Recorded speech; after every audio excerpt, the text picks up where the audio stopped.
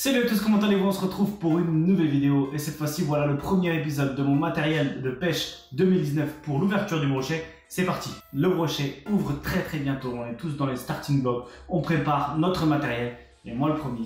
Et là, je voulais vous faire une petite série sur 3 épisodes de mon matériel pour l'ouverture du brochet. Bien sûr, vous allez pouvoir prendre d'autres poissons avec, mais le poisson ciblé à l'ouverture, c'est forcément le brochet. On l'a attendu.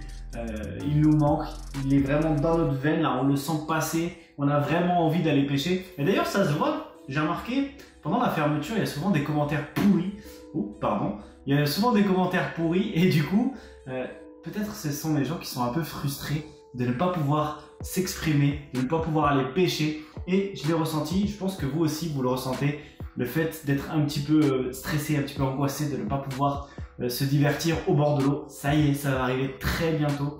Et cette vidéo est faite pour vous guider dans vos achats ou juste pour information. Ça, c'est vous qui le prenez comme vous voulez. Je suis pas là pour pousser la vente, c'est pas mon métier. Moi, je suis juste là pour vous présenter mon matériel pour 2019.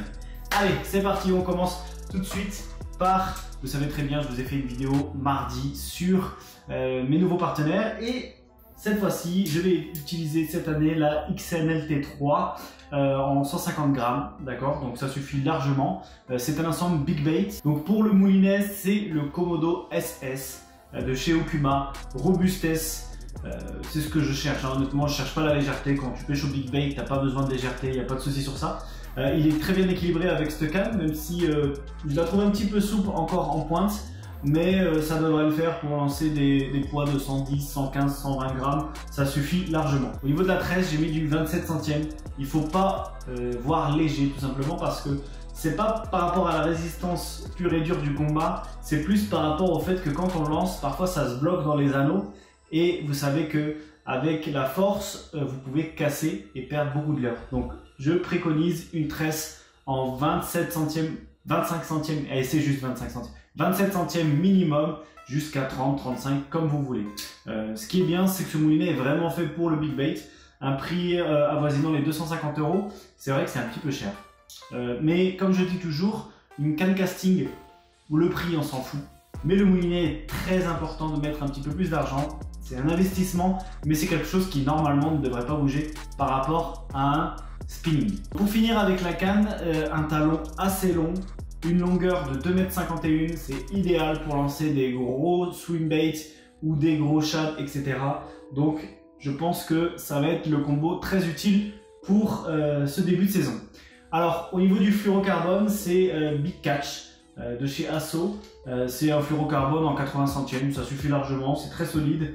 Je ne mets pas de titane ni d'acier, c'est juste parce que je trouve que le fluoro ça fonctionne mieux. Alors après il est plus transparent, même si au bout d'un moment il se salit et les poissons le voient quand même, mais au niveau de l'anti-abrasif c'est beaucoup mieux par rapport à l'acier qui lui va se tordre et garder justement en mémoire le fait que ce soit tordu. Donc je préfère mettre directement un bading fluoro avec un raccord tresse fluoro classique. C'est Pierre Monjaret qui avait fait ça dans un fly versus jerk, je sais pas si vous l'avez vu, mais j'essaierai de vous reproduire ça. De toute façon, il y aura des tutos pour les nœuds. Allez, on passe tout de suite aux leurres parce que je sais que tu es en train d'attendre ça. Donc, au niveau des leurres, cette année, comme vous le savez, c'est Canal Gratis qui est en partenariat avec moi durant l'année 2019 et je vais pêcher au début, je pense, avec ce type de leurre.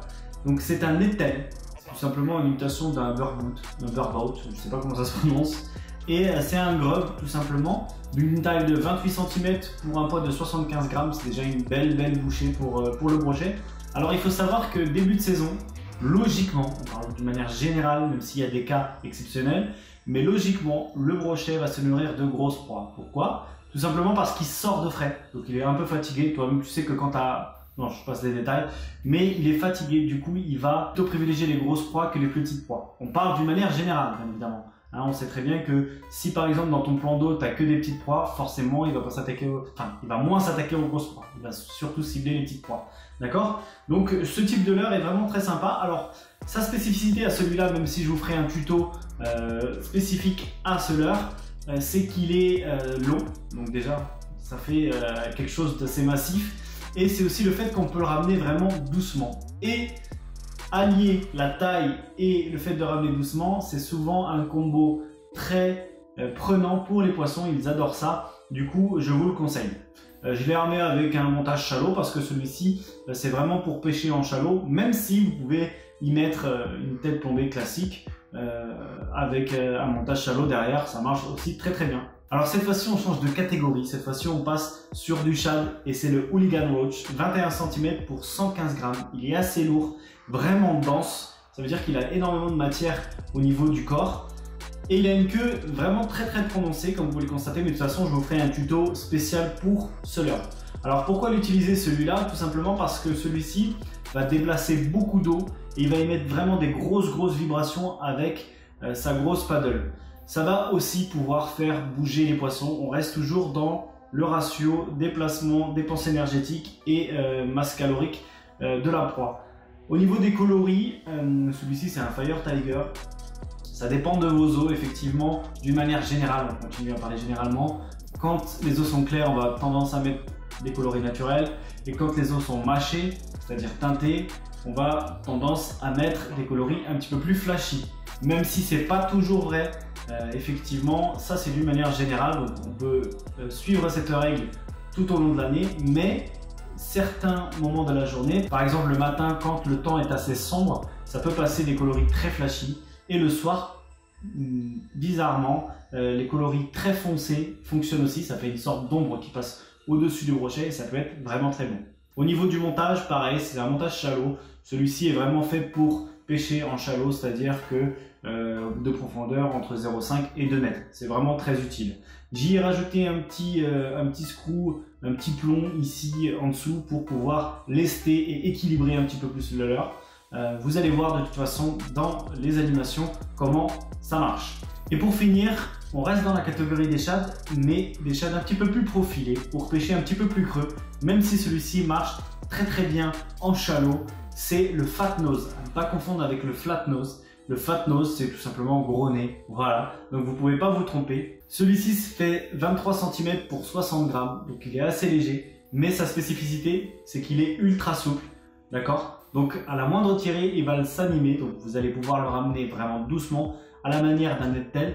C'est très efficace, toujours grosse taille pour faire bouger les gros poissons, mais pas que, vous savez très bien que même les petits poissons vont pouvoir attaquer. D'ailleurs, j'ai une petite anecdote. J'ai fait un poisson de 45 cm avec ce type de leurre. Effectivement, ça prend de tout. Pourquoi je l'ai armé avec ce type de tête plombée? Tout simplement parce que parfois, les poissons ne vont pas être sur les zones shallow ou sur les plateaux. Ils vont descendre un petit peu dans la couche d'eau.